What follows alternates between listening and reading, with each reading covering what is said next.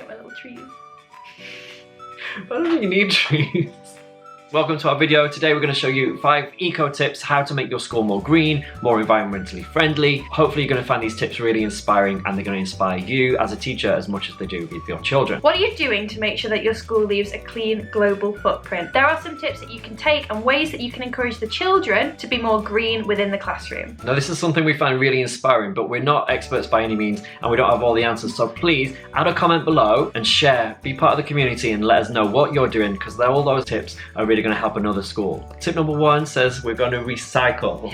So you might hear about loads of schools being green and eco anyway. I mean, the most common one is probably recycling. You hear about schools having recycle monitors and areas where the children can sort the recycling. But we just wanted to stress the importance of this, and even though it's such a simple thing, maybe it can be forgotten sometimes, it's really nice for children to have ownership of after they've finished with a sheet and they don't need it anymore, they know where to put it, it goes into the recycling box, or there are monitors in charge of going out to take this and sort this. But it's also really good to try and stress that recycling goes somewhere as well once the children do it. You can show them videos about where the recycling is going to go, and if you're able, you can get a guest speaker to come into your school and talk to the children about waste and about ways that they can leave a clean global footprint. So tip number 2, for recycling, it's something that you want to be ongoing, you want to do all the time. Yep. Tip number 2 is a bit more making sure that you have an impact day. So it might be Earth Hour, Earth Day, that you're really going to celebrate using no electricity, no devices day, so we weren't using any iPads or any computers. Another great one you could do is to make sure in Hong Kong we always have the aircon on, and it's always on full blast because it's so hot and humid in Hong Kong. But we have a no aircon day each year as well,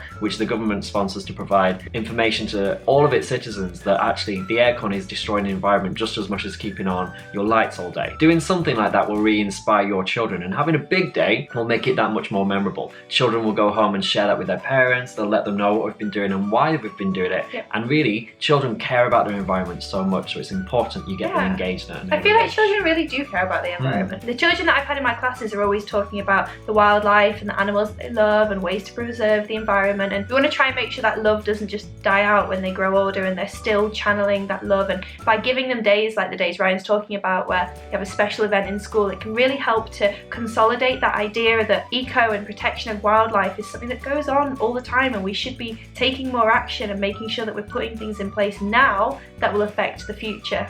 Tip number 3 is all about making use of local environmental links. Now there are always, whichever environment you're in, if you're in a city, suburb or in the countryside, there's going to be something going on where you can get local people involved, you can get guest speakers, you can go into a trip into the environment. All of these are going to engage your students in a different way. So recently I took my students out into a local nature park and we looked at the different wildlife there, the different habitats and ecosystems. We can also look at the things like that are detrimental to that habitat, so it might be pollution. Hong Kong is famous for having the worst light pollution in the world. We're also a big contributor to the big Pacific garbage patch, so we really want to focus on those things and make sure that our kids know the impact that we're having in our nation and in our environment and what we can do to change that. I know that Ryan has done a recent video which is an app review of an app called iNaturalist. Ryan, if you could just sum it up. Yeah, check out iNaturalist. It's really great for looking at the kind of species that are around in your environment and also looking at the habitats and thinking then about preserving those species. So check it out, it's really informative. So tip number 4, Katie's going to tell us about, it's all about naked lunch. Katie, what's it I don't know anything about that. Alright.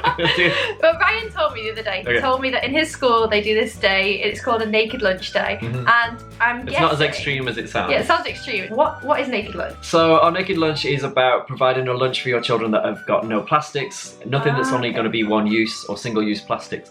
Our kids are really informed and they really know not to bring straws into school. They were really hyper about finding out that McDonald's in Britain has scrapped using plastic straws, and it's something my kids really wanted to promote in Hong Kong as well. What we did first year we trialed it, we just said bring in less plastics and the kids loved it. We've made big strides this year to actually try and collect some data. We did an audit in the start of the week, then we had a naked lunch to see the improvement, and actually this year the improvements were so minimal because the whole school's doing already doing it. Yeah, it's absolutely fantastic. So that's a really good example of a whole school initiative that's turned into something that the children do naturally without being told to. I love the thought of trying that with my school and saying, okay, we're going to have one special lunch where you're not bringing any straws in, you're not bringing any plastic in, everything has to be in a paper bag. Yeah, paper bag or something that's reusable, yeah. Okay. Yeah, you should definitely check that out and let us know if you try having one in your school, how it goes. videos? Were the staff willing to get involved? Did the children enjoy it? Just give us some feedback, because I'm going to try it. I've not tried it myself and it sounds really inspiring. Okay, so tip number 5, we've talked about going local and looking at your local environment, but don't need to stop there. You need to really think about global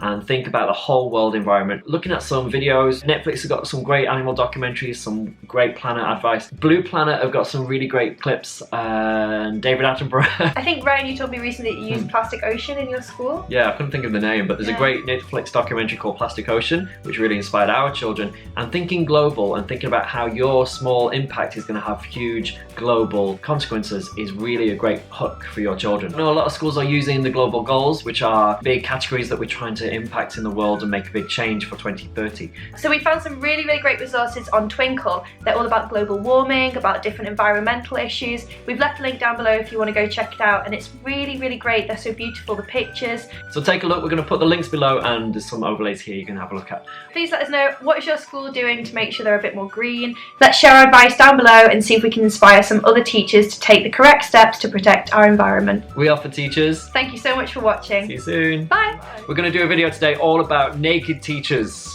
but we are not going to get naked, apart from Katie.